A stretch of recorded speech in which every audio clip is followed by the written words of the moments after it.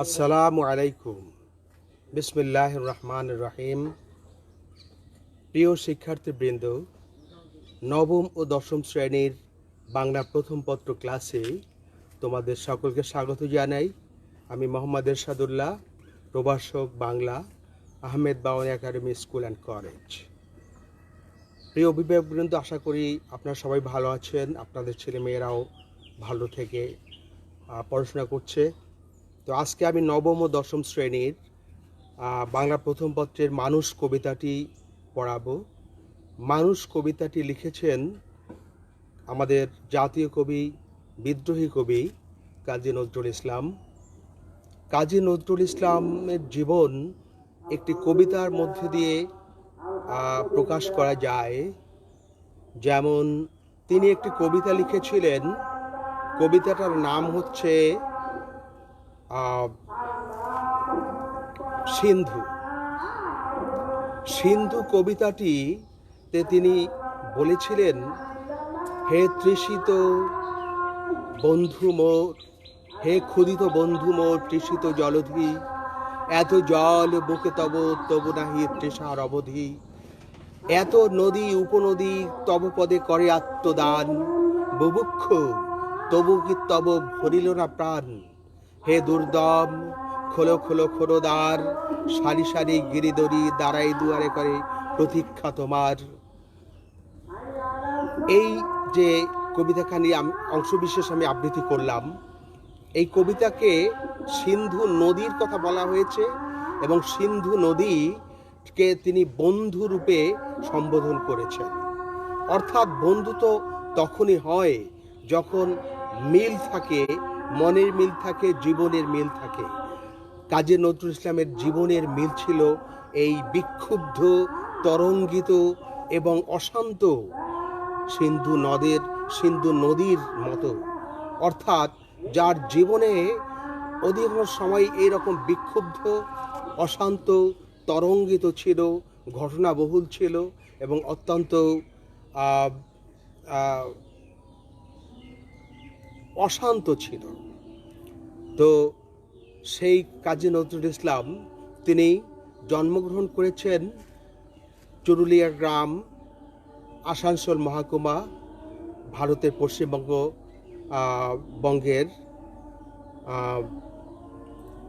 বঙ্গে জন্মগ্রহণ করেন তিনি। প্রিয় শিক্ষার্থীবৃন্দ, তিনি একটা মোটামুটি একটা দরিদ্র পরিবারে জন্মগ্রহণ করেন। সেখানে তার বাবা মারা যায় বাল্যকালেই। এরপর তিনি বাড়ি ছেড়ে প্রথম চলে আসেন আমাদের এই বঙ্গে এবং ময়মনসিংহের দরিরামপুরে তিনি একটি রুটির দোকানে 5 টাকা বেতনে চাকরি শুরু করেন। পরবর্তীতে যখন ইস্ট বেঙ্গল রেজিমেন্টে তিনি যোগদান করেন প্রথম বিশ্বযুদ্ধের সময়, এবং তখনই তিনি পৃথিবীতে জীবন এবং জগৎ সম্পর্কে ধারণা লাভ করেন, যেই ধারণা পরবর্তীতে কাজী নজরুল ইসলামকে তার কাব্য মার্গে অধিষ্ঠিত করে। প্রিয় শিক্ষার্থীবৃন্দ, আমাদের কাজী নজরুল ইসলামের একটি ছোট্ট ঘটনা তোমাদেরকে বলবো। সেই ঘটনাই তার জীবনের অন্যতম একটি ঘটনা।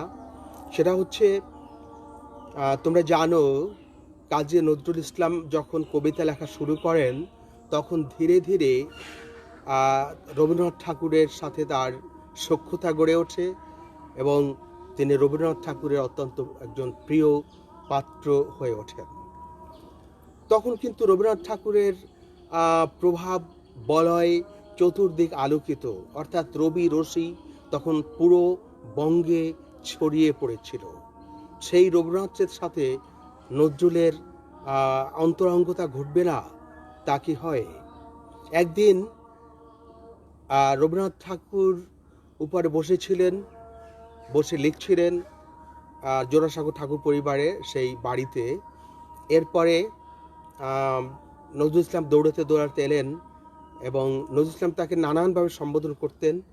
কখনো কখনো পাগলা, কখনো কখনো মহিষ এই জাতীয় সম্বোধন করতেন আদর করে। তো একদিন ছুটতে ছুটতে এলেন এবং বললেন যে গুরুদেব, তুমি কোথায়? আমি তোমাকে হত্যা করব। এরপরে গুরুদেবের কাছে গিয়ে বললেন, কি? গুরুদেব জিজ্ঞাসা করলেন যে, অর্থাৎ রবীন্দ্রনাথ ঠাকুর জিজ্ঞাসা করলেন যে কি হয়েছে তোর? তখন বলল যে গুরুদেব, আমি কবিতা লিখেছি। তো বললেন যে কবিতা লিখেছিস, ভালো কথা, কি কবিতা লিখেছিস শোনা। এরপরে রবীন্দ্রনাথ ঠাকুরের সামনে নজরুল ইসলাম তার বিদ্রোহী কবিতাখানি তার ঝাঁকটা চুল নাড়িয়ে আবৃত্তি করলেন এবং সেই কবিতার ঝাঁকটা চুলের বাবরি দোলানো সেই কবিতা শুনে রবীন্দ্রনাথ ঠাকুর এতটা মুগ্ধ হয়েছিলেন, তিনি তার আনন্দাশ্রু ত্যাগ করে সেদিন বলেছিলেন যে সত্যি রে পাগলা, তুই আমাকে হত্যা করতে পারবি, অর্থাৎ তুই আমাকে অতিক্রম করতে পারবি, তুই অনেক বড় কবি হবি। সেই কবিতা ছিল, বলবীর চির উন্নত মম শির, শির নেহারি নত শির, আমারই ওই শিখর হিমাদ্রির, বলবীর চির উন্নত মম শির। এই কবিতাখানি যখন রবীন্দ্রনাথ ঠাকুর সামনে আবৃত্তি করলেন, তখন রবীন্দ্রনাথ ঠাকুর তার ভবিষ্যৎ দেখেছিলেন অসাধারণ উজ্জ্বল। কিন্তু দুঃখজনক হলেও সত্য, কবি তার কাব্য রচনায় যখন তিনি একেবারে এগিয়ে চলছিলেন, অবশ্য তার এক সময় একটু ভাটাও পড়েছিল, ঠিক সে সময়ই তিনি মানসিক ভারসাম্য হারিয়ে ফেলেন এবং তিনি পক্ষাঘাতগ্রস্ত হন। রবীন্দ্রনাথ নজরুলকে তখন উন্নত মানের চিকিৎসা দেওয়া হয়েছিল। কবিকে প্রথম লন্ডন নিয়ে যাওয়া হয়েছিল, সেখানে ডাক্তাররা বলছেন যে আমাদের আসলে চেষ্টা আমরা করেছি, কিন্তু আসলে কোনো ধরনের উন্নতি খুব একটা হয়নি। এরপরে তাকে তখনকার দিনের সবচেয়ে বড় চিকিৎসালয় ছিল ভিয়েনা, অস্ট্রিয়ার রাজধানী, সেখানে নিয়ে যেতে বলা হয়েছিল। তাকে ভিয়েনায় নিয়ে যাওয়া হয়েছিল, কিন্তু সেখানকার ডাক্তাররাও তাদের চিকিৎসা করে তাকে ভালো করে তুলতে পারেননি। পরবর্তীতে তাকে আবার ফিরিয়ে আনা হয় কলকাতা, এবং কলকাতা থেকে বাংলাদেশ স্বাধীন হওয়ার পরে তখনকার সরকার, বঙ্গবন্ধু সরকার বাংলাদেশে নিয়ে আসেন এবং তাকে জাতীয় কবির মর্যাদা দেন। তাকে এর কারণ হচ্ছে, আসলে আমাদের জাতীয় কবি স্বীকৃত হওয়ার অন্যতম কারণ ছিল যে আমাদের মুক্তিযুদ্ধের সময় আমাদের কাজী নজরুল ইসলামের অনেকগুলো কবিতা আমাদের মুক্তিযোদ্ধাদেরকে দারুণভাবে অনুপ্রাণিত করেছিল। যেমন কারারই লৌহ কপাট, ভেঙে ফেল কর দেলোপাট, রক্ত জামার শিকল পূজার পাষাণ বেদী, আরেও তোর নিশান বাজাতো প্রলয় বিষান, ধ্বংস নিশান উঠুক প্রাচীর প্রাচীর ভেদী। এরপরে শিকল পরা ছল মোদের এই শিকল পরা ছল, শিকল পরি শিকল তোদের করবরি বিকল। এরকম অনেক কবিতা রয়েছে, যেমন চল চল চল ঊর্ধ্ব গগনে বাজে মাদল, নিম্নে উতলা ধরণী তল, অরুণ প্রাতের তরুণ দল, চল রে চল রে চল। এই জাতীয় আরও অনেক কবিতা রয়েছে, যে কবিতাগুলো আমাদের মুক্তিযোদ্ধাদেরকে অনুপ্রাণিত করেছে, এবং তাদের নজরুলের এই সব কবিতা শুনে তাদের যুবক মুক্তিযোদ্ধাদের, তরুণ মুক্তিযোদ্ধাদের রক্তে নাচন ধরেছে শক্তি হননের উন্মুক্ত আকাঙ্ক্ষায়। এই কারণে আমাদের জাতীয় কবি হিসাবে তিনি অভিষিক্ত হলেন। এরপরে তিনি অনেকগুলো কাব্য রচনা করেছেন, যেমন সাম্যবাদী, তারপরে সিন্ধু হিন্দোল, তারপরে হচ্ছে চক্রবাক। এর মধ্যে তার শ্রেষ্ঠ রচনা হচ্ছে অগ্নিবীণা। মনে রেখো, তোমাদের পরীক্ষা আসতে পারে কাজী নজরুল ইসলামের শ্রেষ্ঠ রচনা কোনটি। তার শ্রেষ্ঠ রচনা হচ্ছে অগ্নিবীণা। এই অগ্নিবীণার মধ্যেই কাজী নজরুল ইসলামের প্রতিভার পরম এবং চরম উৎকর্ষতা অর্জিত হয়েছিল। পরবর্তীতে তিনি অনেকগুলো উপন্যাসও লিখেছেন, ব্যথার দান, রিক্তের বেদন। এরপরে আত্মজীবনী লিখেছিলেন, রাজবন্দির জবানবন্দি। এখন নজরুলের এই যে পরিণতি, এই পরিণতির কারণ কি, সে ব্যাপারে আসলে খুব স্পষ্ট করে কোনো কিছুই গবেষকরা বলতে পারেননি। গবেষকরা চেষ্টা করেছিলেন উন্মুক্ত করার জন্য, কিন্তু কি কারণে অবস্থা হয়েছে এটা অনেকেই বলছেন যে আমাদের জাতীয় কবি কাজী নজরুল ইসলাম যখন জেলে ছিলেন তখন তাকে নির্যাতন করার ফলেই তার এই করুণ অবস্থা হয়েছিল ইত্যাদি। এগুলো সবই হচ্ছে অনেকটা অনুমান নির্ভর, কাজেই এ ব্যাপারে তেমন কিছুই বলা যাবে না। তবে মাত্র 43 বছর বয়সে কবির এই পরিণতি, এটি আমাদের জন্য একটি বিশেষ ক্ষতি এবং আমাদের বাংলা ভাষা ও সাহিত্যের জন্য একটি অপরিণীয় ক্ষতি হয়েছে। তিনি বাংলাদেশে আনার পরে সেই অসুস্থ অবস্থায় তাকে দেশে আনা হয় এবং তিনি সেই অবস্থায় 1976 সনে তিনি পরলোক গমন করেন। প্রিয় শিক্ষার্থী, তার রচনার মধ্যে সবচেয়ে প্রধান, অর্থাৎ সবচেয়ে বেশি লিখেছেন তিনি, প্রধান হচ্ছে তার রচনার মধ্যে সঙ্গীত। তার মতো এত অসাধারণ সঙ্গীত আসলে আর কোনো কবি সাহিত্যিক রচনা করতে পারেননি। এরপরে তিনি সেই সঙ্গীত দিয়ে সমৃদ্ধ করেছেন। তার মধ্যে যেমন রয়েছে ইসলামী সঙ্গীত, তেমন কৃষ্ণ ভজন সঙ্গীত, শ্যামা সঙ্গীত ইত্যাদি ইত্যাদি। তো সেই প্রেমের গানগুলো অনেক বেশি, এবং সেই প্রেমের গান আমাদের বাংলা সঙ্গীত জগতে এখনো সমৃদ্ধ করে চলেছে আমাদের বাংলা সাহিত্য, বাংলাকে, বাংলা গানকে, এবং আমাদেরকে আনন্দ দিয়ে চলেছে এই সঙ্গীতগুলো। এই হচ্ছে কাজী নজরুল ইসলামের সংক্ষিপ্ত জীবনী। এরপরে তার তো অনেকগুলো বিষয় রয়েছে, যেমন তিনি নিজে অসাম্প্রদায়িক ব্যক্তিত্ব ছিলেন এবং তিনি তার জীবন সঙ্গিনী ছিলেন একজন হিন্দু মহিলা, তোমরা জানো, প্রমীলা। এরপরে তিনি অসাম্প্রদায়িক ছিলেন, তার আরও প্রমাণ হচ্ছে তার সন্তান দুটো ছেলে ছিল, অনুরুদ্ধ সব্যসাচী, অনুরুদ্ধ একজন, সব্যসাচী একজন, এবং এনাদের নাম শুনেই বোঝা যায় যে তিনি আসলে পুরোপুরি অসাম্প্রদায়িক ছিলেন। পরে তার কবিতার মধ্যে প্রচুর আরবি, ফার্সি শব্দ তিনি ব্যবহার করেছেন, এগুলো তিনি সাধনা করে শিখেছিলেন। এরপরে তার অনেক রাজনৈতিকভাবে তিনি মানুষকেই বড় করে দেখেছেন। এই জন্যই আমাদের কবিতার নাম হচ্ছে, আজকের কবিতার নাম হচ্ছে মানুষ। মানুষ কবিতাখানি সাম্যবাদী কাব্যগ্রন্থ থেকে নেওয়া হয়েছে, এটা তোমাদের মনে রাখতে হবে। মানুষ কবিতাখানি সাম্যবাদী কাব্যগ্রন্থ থেকে নেওয়া হয়েছে, এটা পরীক্ষা আসতে পারে। তো সাম্যবাদী কবিতার অনেকগুলো কবিতাই এরকম সমতার কথা বলেছে, মানুষের জয়গান করেছে, গাই সাম্যের গান, এই সাম্যের গান গিয়েছে সেখানে।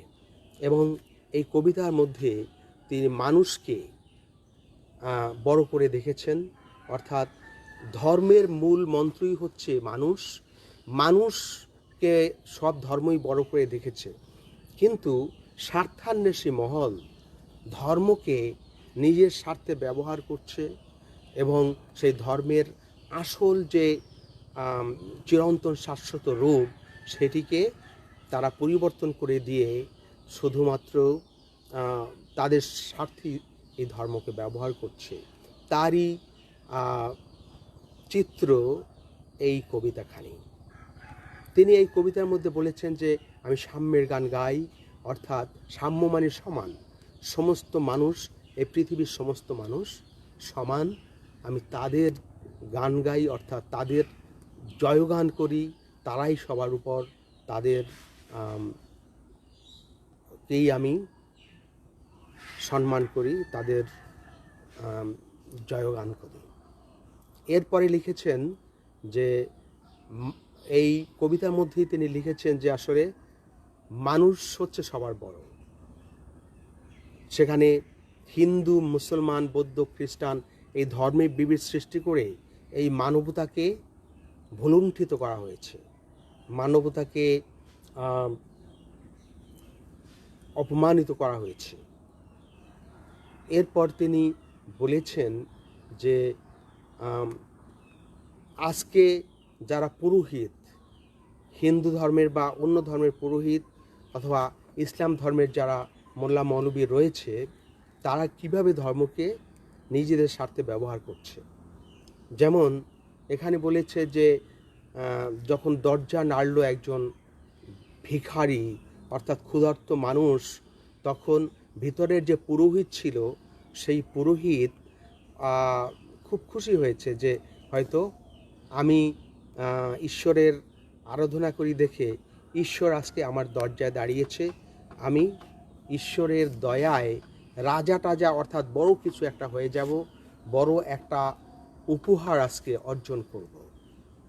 এই আশায় সেই পুরোহিত দরজা খুলল। পুরোহিত দরজা খুলে দেখে একজন জীর্ণ শীর্ণ কাপড় পরা একজন ভিখারি ক্ষুধার্ত মানুষ। তো তখন আবার দরজা বন্ধ করে দিয়েছে যে ও তুমি। এরপরে ওই পুরোহিত তাকে অভিশাপ দিয়েছে যে এবং ঈশ্বরকে বলেছে যে ঈশ্বর, এই পুরোহিত তোমার ভজনালয়কে নিজের স্বার্থে ব্যবহার করছে।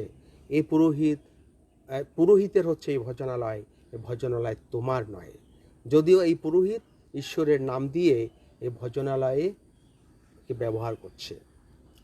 এরপরে একজন মৌলবী, যিনি মসজিদের খাদেম, হয়তো সেখানে খাবার দাবার আসে, বিভিন্ন লোক দেয়, তো সেখানেও একজন দরিদ্র মানুষ যার গায়ে আজারির চিহ্ন অর্থাৎ দারিদ্র্যের চিহ্ন, সেই ব্যক্তি এসে যখন ডাকলো, তো তখন সেই মৌলবী দরজা খুলে দেখে যে একজন ক্ষুধার্ত মানুষ। তখন সে যখন খাদ্য চাইলো, তখন সে বলল যে নামাজ পড়িস বেটা, যে নামাজ না পড়লে তোমাকে আমি কিছুই দেব না, খাবার দেব না। তখন আবার সে দরজা বন্ধ করলো। তখন ভিখারি বলল যে আমি এই বয়সে আজ পর্যন্ত আমি ঈশ্বরকে বা আল্লাহকে ডাকিনি, আল্লাহ কোনো দিন আমার খাবার বন্ধ করেনি। আজকে আমি নামাজ পড়ি না দেখে এই মোল্লা আমার মুখের উপর দরজা বন্ধ করে দিয়েছে। অর্থাৎ ধর্মকে এরা একেবারে সংকীর্ণ ব্যবসার হাতিয়ার হিসাবেই ব্যবহার করছে। তো এই হচ্ছে দুইজন পুরোহিতের সেই ভণ্ডামি বা তাদের ধর্মকে কেন্দ্র করে স্বার্থ হাসিলের চিত্র। এরপরে কাজী নজরুল ইসলাম তার একটি সহজাত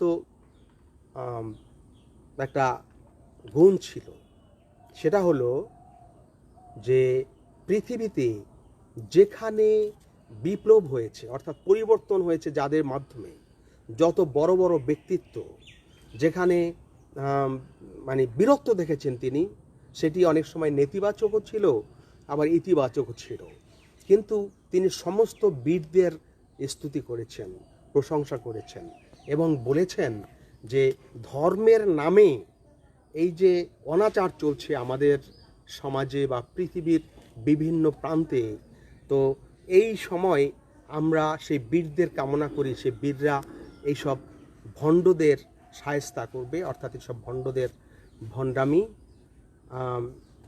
বন্ধ করবে। তার মধ্যে তিনি গজনীর সুলতান, অর্থাৎ গজনীর সুলতান আমাদের ভারতবর্ষ 17 বার আক্রমণ করেছিল, অর্থাৎ তার এই বীরত্বকেই মূলত এখানে আহ্বান করা হয়েছে যে সেই গজনীর সুলতানের বীরত্ব কোথায়, যারা এই ধর্মের নামে যারা ভণ্ডামি করে, এই ভণ্ডদেরকে যারা শায়েস্তা করবে। এরপরে তিনি বলেছেন চেঙ্গিস অর্থাৎ চেঙ্গিস খান, এই চেঙ্গিস খানের চরিত্র ইতিহাসে নেতিবাচক, তিনি প্রচুর হত্যাকাণ্ড ঘটিয়েছিলেন। তারপরেও নেতিবাচক হলেও এইসব ভণ্ডদের শায়েস্তা করার জন্য এই চেঙ্গিস খানদেরই প্রয়োজন। এরপরে আছে কালা পাহাড়ের কথা। কোথায় কালা পাহাড়? কালা পাহাড় হচ্ছে আসলে একজন মানে ব্রাহ্মণ ছিলেন তিনি, তার নাম ছিল রাজকৃষ্ণ, তিনি প্রথম ব্রাহ্মণ ছিলেন, পরবর্তীতে তিনি ধর্মান্তরিত হয়ে ইসলাম ধর্ম গ্রহণ করেন এবং প্রচণ্ড রকম হিন্দু বিদ্বেষী হয়ে ওঠেন এবং তিনি প্রচুর লোককে হত্যাও করেছেন। তো এই যে যাদের কথা বলা হয়েছে যে কোথায় কালা পাহাড়, অর্থাৎ এইসব বীর চরিত্র যারা, এই বীর চরিত্ররা এসে এইসব ধর্মের নামে ভণ্ডদের ভণ্ডামি বন্ধ করবে, এরা কোথায়? এদেরকে আমি আহ্বান জানাচ্ছি। এরপর দেখ, এই যে আরও নজরুলের এরকম মানে বীরত্ব যাদের মধ্যে রয়েছে, তাদের আহ্বান করার অনেকগুলো অন্যান্য কাব্যগ্রন্থের মধ্যেও রয়েছে। যে বীরদের যেমন ওই যে কামাল পাশা, যিনি কামাল আতাতুর্ক বলা হয়, তুরস্কের সেই কামাল আতাতুর্ক। ওই খেপেছে পাগলি মায়ের দামাল ছেলে কামাল ভাই, অসুরপুরে সোর উঠেছে জোরছে সামাল সামাল তাই কামাল তুনে কামাল কিয়া ভাই। এই যে কামাল পাশার কথাও তিনি বলেছেন অন্য গ্রন্থের মধ্যে। এরকম অনেক জায়গায় তিনি এইসব বীরদের, খলিফা ওমরের কথা তিনি বারবার লিখেছেন, যে খলিফা ওমরের মধ্যে যে সততা, খলিফা ওমরের মধ্যে যে বীরত্ব, অন্যায়ের বিরুদ্ধে যিনি সোচ্চার, সেই খলিফা ওমরের বীরত্বের কথাও তার কবিতায় বারবার এসেছে। এরপর এই বীরদের কথা তিনি এনেছেন এখানে। কিন্তু ওই একটু আগে যে কথা বলেছি, যে সব বীরদের ইতিহাস যে খুব সবাই যে খুব ইতিবাচক ছিলেন তা নয়, তবে ভণ্ডদেরকে শায়েস্তা করার জন্য এইসব বীরদের প্রয়োজন। এই জন্য তিনি এদের স্তুতি করেছেন এই কবিতার মধ্যে। তাহলে আমরা পেলাম যে মানুষই হচ্ছে সব কিছুর মূল। পৃথিবীতে মহাপুরুষ যারা, তারা মানুষের স্তুতি করেছেন, মানুষেরকে সবার ঊর্ধ্বে তুলে ধরেছেন। আর ধর্মের মূল কথাই হচ্ছে মানুষ হচ্ছে সব সেরা। কাজেই মানুষকে বাদ দিয়ে, মানুষকে অ্যাভয়েড করে বা মানুষকে উপেক্ষা করে স্রষ্টাকে বা ঈশ্বরকে অর্জন করা সম্ভব নয়। তো এই হচ্ছে, আমি আবার একটু কবিতাখানি পড়ছি তোমাদের জন্য। গাহি সাম্যের গান, মানুষের চেয়ে বড় কিছু নহে কিছু মহিয়ান। মহিয়ান মানি হচ্ছে মহান, অর্থাৎ মানুষই হচ্ছে সবার চেয়ে মহান। মানুষই সভ্যতা সৃষ্টি করে, মানুষই পৃথিবীকে এগিয়ে নিয়ে যায়। আর যারা অমানুষ, তারা এই পৃথিবীর প্রগতিকে থামিয়ে রাখে। এই জন্য উনি মানুষের জয়গান করেছেন। নাই দেশকাল পাত্রের ভেদ অভেদ ধর্ম জাতি। এখানে জাতি ধর্ম বর্ণ এর মধ্যে কোনো পার্থক্য নেই। আমরা যেরকম পার্থক্য করি, আমরা যেমন নানান জাতি, যেমন ইংরেজ জাতি, বাঙালি জাতি, অথবা ভারতীয় অথবা অন্য কোনো জাতির মধ্যে যে পার্থক্য করি, আসলে এই পার্থক্যগুলো হচ্ছে আমাদের কৃত্রিম পার্থক্য। অর্থাৎ এগুলো আমাদের নিজস্ব তৈরি। আমরা এই পার্থক্যগুলো করা ঠিক নয়। অর্থাৎ মানুষ যে দেশেই থাকুক, সেই আমার ভাই, সেই আমার স্বজাতি, যার এর মধ্যে কোনো জাতিভেদ নেই। এবং কবি সাহিত্যিক যারা, বড় মহান ব্যক্তি যারা, তারা তো কখনোই এই জাতিভেদ পছন্দ করেন না, জাতিভেদকে প্রশ্রয় দেন না। এইটাই হচ্ছে এখানে মূল কথা। সব দেশ সব কালে ঘরে ঘরে তিনি মানুষের জ্ঞাতি। মানুষ মানুষের আত্মীয়, সব দেশের সব কালের। সে দেশেরই হোক, যে দেশেরই হোক, যে সময়েরই হোক, সে আমাদের জ্ঞাতি। জ্ঞাতি মানে হচ্ছে আত্মীয়, আমাদের আত্মীয় তারা, মানুষ মানুষের আত্মীয়। পূজারি দুয়ার খোলো। পূজারি হচ্ছে যিনি পূজা পরিচালনা করেন, মন্দিরে যিনি পূজা পরিচালনা করেন।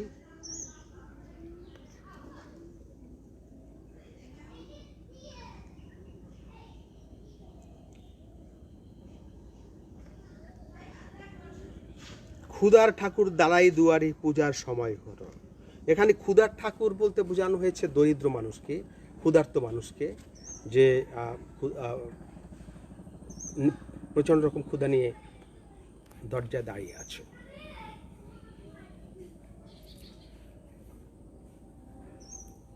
স্বপন দেখিয়া আকুল পূজারী খুলিল ভোজনালয়। পূজারী স্বপ্নে দেখেছে এবং সে দরজা খুলেছে একটা বড় কিছু পাবার আশায়। দেবতার বরে আজ রাজা হয়ে যাব নিশ্চয়। দেবতার বরে অর্থাৎ আজকে আমার দরজার কাছে দেবতা আসছে। এই দেবতা বর হচ্ছে আশীর্বাদ। এই দেবতার আশীর্বাদে আমি আজকে নিশ্চয়ই বড় কিছু হয়ে যাব, রাজা হয়ে যাব। জীর্ণ বস্ত্র শীর্ণ গাত্র, তার কাপড় চোপড় হচ্ছে ছেঁড়া ফাড়া, আর তার শরীর হচ্ছে একেবারে শুকনা। 45 মিনিট। শেষ। আচ্ছা, তাহলে জীর্ণ বস্ত্র শীর্ণ গাত্র ক্ষুধায় কণ্ঠক্ষীণ, ডাকিল পান্থ দ্বার খোলো বাবা, খাইনি তো 7 দিন। সে ডেকে বলল, পান্থ হচ্ছে পথিক, পান্থ শব্দের অর্থ পথিক। সে ডেকে বলল যে আপনি 7 দিন ধরে কিছুই খাইনি। সহসা বন্ধ হলো মন্দির, ভুখারি ফিরিয়া চলে। তিমির রাত্রি, অন্ধকার রাত্রি। তিমির রাত্রি হচ্ছে অন্ধকার রাত্রি, পথ জুড়ে তার ক্ষুধায় মানিক জ্বরে। অর্থাৎ যখন পেটে প্রচণ্ড ক্ষুধা থাকে তখন 45 মিনিট, কত মিনিট তো রাত্র পথ জুড়ে তার ক্ষুধায় মানিক জলে। ফুকারি কয়। এই ভুকারি হতে এখানে ভিখারি অর্থাৎ ক্ষুধার্ত মানুষ। সে ডাক দিয়ে বলে, ফুকারি অর্থ ডাক দিয়ে বলা, জোরে সোরে বলা। ওই মন্দির পূজারীর হায় দেবতা তোমার নয়। হে দেবতা, ওই মন্দির, একটু আগে যেটা বলেছি যে পূজারীর তোমার না। মসজিদে কাল সিন্নি আছিল অঢিল গোস্ত রুটি। মসজিদে, এখন মসজিদের কথা বলছে, এতক্ষণ বলেছে মন্দিরের কথা, এবার মসজিদের কথা বলছে যে মসজিদে মানুষ সিন্নি দেয় এবং গোস্ত রুটি দেয়, অনেক কিছুই। বাঁচিয়ে গিয়েছে মোল্লা সাহেব হেসে তাই কোটি কোটি। অর্থাৎ মোল্লা খুব খুশিতে আছে, কারণ অনেকগুলো খাবার দাবার এসেছে মসজিদে, সেই জন্য সে খুব আনন্দে আছে। এমন সময় এলো মুসাফির গায়ে আজানির চির। আজারির চির হচ্ছে দারিদ্র্যের চিহ্ন, তার গায়ে দারিদ্র্যের চিহ্ন। বলে, বাবা আমি ভুকা ফাঁকা আছি আজ নিয়ে 7 দিন। 7 দিন ধরে আমি ক্ষুধার্ত, আমি কিছুই খাইনি। তেরিয়ে আসিয়া হাকিল মোল্লা, ভেলা হলো দেখি ল্যাঠা। এই মোল্লা একেবারে তেরে আসছে, মারতে আসছে তাকে, এবং অত্যন্ত বললে যে ল্যাঠা হয়ে, অর্থাৎ এখানে ঝামেলা হলো। তো ল্যাঠা মানে কি? ঝামেলা, অনেক ঝামেলা হলো। তো এই লোকটা কি জন্য আসছে? ভুকা আছো মর্গে ভাগারে, নামাজ পড়িস বেটা ভাগারে। ভাগার অর্থ হচ্ছে মৃত দেহ যেখানে ফেলা হয় সেই জায়গাটাকে বলা হয় ভাগার। তো বলছে যে বেটা নামাজ পড়িস, মর, এখানে আসছিস কারণ নামাজ পড়িস। ভুকারি কহিল না বাবা। মোল্লা হাকিল তাহলে শালা, সোজা পথ দেখ, গোস্ত রুটি নিয়ে মসজিদে দিল তালা। বললো যে ভাগ লাগিয়ে দিয়েছে এবং মসজিদে তালা দিয়ে দিয়েছে, অর্থাৎ মসজিদে দরজা লাগিয়ে দিয়েছে। ভুকারে ফিরিয়া চলিতে চলিতে বলে, 80টা বছর কেটে গেল আমি ডাকিনি তোমায় প্রভু।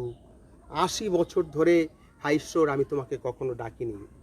আমার ক্ষুধার অন্নতা বলে বন্ধ করনি প্রভু। তাই বলে আমাকে কখনো তুমি খাবার বন্ধ করনি, খাবার আমাকে সবসময় দিয়েছ। তব মসজিদ মন্দির প্রভু নাই মানুষের দাবি, মোল্লা পুরুত লাগাইছে তার সকল দুয়ারে চাবি। মোল্লা পুরুত এরা তোমার মসজিদে অন্য কারো দাবি নাই, এরা মসজিদে তালা লাগিয়েছে। কোথা চেঙ্গিজ গজনী মাহমুদ, কোথায় কালা পাহাড়, ভেঙে ফেলো এই ভজনালয়ে যত তালা দেওয়া দ্বার। সমস্ত তালা দেওয়ার দরজা ভেঙে ফেলো। খোদার ঘরে কে কপাট লাগায়, কে দেয় সেখানে তালা। সব দ্বার এর খোলা রবে, চালা হাতুড়ি শাবল চালা। অর্থাৎ এখানে বলেছে যে আল্লাহর ঘরে যারা এরকম তালা দেয়, আল্লাহর ঘর যারা নিজস্ব করে নেয়, আল্লাহর ঘর যারা নিজের স্বার্থ চরিতার্থ করার জন্য ব্যবহার করে, এইসব ভেঙে ফেলে এগুলো।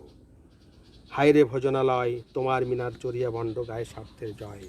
এখানে কিন্তু ভণ্ড বলেছে যে মানুষ এই ধর্মকে কেন্দ্র করে প্রচণ্ড রকম ব্যবসা করে। তো এই হচ্ছে মানুষ কবিতা মূল কথা। তোমরা লিখবে যে মানুষ কবিতাটি মানুষের জয়গান করা হয়েছে। ধর্ম বর্ণ নির্বিশেষে সকলের লক্ষ্য ছিল মানুষের কল্যাণ, সেটা যে দেশেরই হোক, যে সময়েরই হোক, যে জাতি হোক, সবার উপরে ছিল মানুষের স্থান। কিন্তু সেই মানুষের স্থানকে কলুষিত করেছে যারা তথাকথিত ধর্মের সেবক। সেই ধর্মের সেবকরাই এই মসজিদ মন্দির এসবের সেবক সেজে মানুষের অপমান করেছে, মানুষকে বঞ্চিত করেছে। এই হচ্ছে তোমাদের মানুষ কবিতার মূল বিষয়। তাহলে কাজী নজরুল ইসলামের মানুষ কবিতাটি আমরা পড়লাম। এখানে তোমাদেরকে আর একটু বলে নেই যে কাজী নজরুল ইসলাম 1917 সালে, তোমাদের পরীক্ষা কিন্তু আসতে পারে যে কত সালে তিনি ইস্ট বেঙ্গল রেজিমেন্টে যোগদান করেন, অর্থাৎ সেই সেনাবাহিনীতে যোগদান করেছিলেন 1917 সালে। বাঙালি পল্টনে যোগদান করেছিলেন এবং তিনি করাচিতে গিয়েছিলেন এবং সেখানে তার সাহিত্যের সূচনা ঘটে। অর্থাৎ কাজী নজরুল ইসলামের সাহিত্যের সূচনা ঘটে সেই বাঙালি পল্টনে যোগদান করার পর, এবং সেটার সময়টা ছিল কত? 1917 সাল। প্রিয় শিক্ষার্থী, ওনার অনেকগুলো ওনাকে বাংলাদেশে এনে কেবল নাগরিকত্বই দেওয়া হয়নি, জাতীয় কবির মর্যাদা দেওয়া হয়নি, ওনাকে ডিলিট ডিগ্রি দেওয়া হয়েছিল ঢাকা বিশ্ববিদ্যালয় থেকে, ডিলিট ডিগ্রি। এরপরে ডিলিট মানে doctor of literature. Kazi Nazrul ইসলামের শ্যামা সঙ্গীত শুধু নয়, ইসলামী সঙ্গীত সহ অন্য অন্য যত সঙ্গীত রয়েছে সেই সঙ্গীতগুলো মধ্যে আমাদের জাতীয় চেতনাকে, মানবিকতাকে, আমাদের নিজস্ব শিল্প সংস্কৃতিকে বড় করে তুলে ধরা হয়েছে এবং কাজী নজরুল ইসলাম আমাদের মাঝে অমর হয়ে থাকবেন চিরদিন। ধন্যবাদ সকলকে। আসসালামু আলাইকুম।